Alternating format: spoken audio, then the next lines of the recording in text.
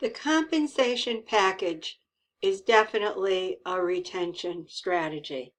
And when you're looking at compensating employees, what you're looking at is reimbursing or giving employees compensation for work done. Compensation sends a powerful message to our employees about what the organization values. Okay? So, if you're developing a pay grade or and you want to be competitive with other similar healthcare organizations, you need to look at that closely. You need to do a study and find out what are the compensation packages that are being offered in those other facilities, because compensation, no matter what, is definitely a motivator. And it is something that employees, even though intrinsic and extrinsic factors motivate us, compensation is a high one for an extrinsic factor that people look at, and they feel that the money that they get for a job done also signifies how the organization values them.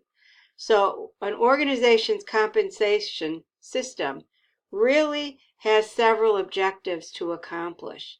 It needs to fairly reward people for the labor and the knowledge and expertise they have. It needs to align with employee incentives with the goals of the organization. It has to reduce undesirable or eliminate undesirable behaviors so that accomplishment of required tasks can be completed.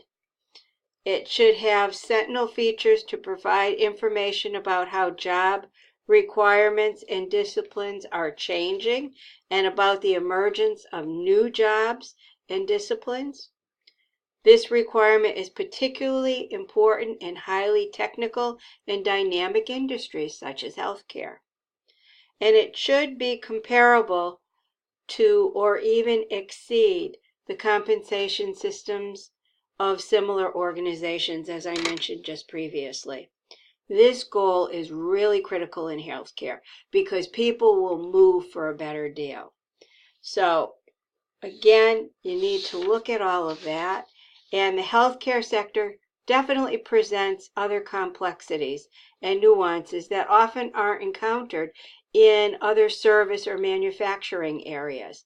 First off, many healthcare people have to have special skills and education, and many of them have to be licensed and maintain licensure, which also leads to professional organizations guiding and encouraging a higher level of payment because of those special skills, so that compensation should be higher. When you have a shortage of skilled professional people, it drives up wages. So that's another factor in healthcare that we're living through. So wages are going to be higher. And the third complicating factor in healthcare is the fact that it's really hard for healthcare facilities to determine prices of services, especially with government regulations, the Affordable Care Act, whatever that health care is going to be in the future. All of those and third-party payers impact how much a facility is going to be reimbursed, which consequently has an effect on what kind of wages we can offer people. So I just want you to be aware that compensation can be tricky and is not as straightforward in the healthcare arena.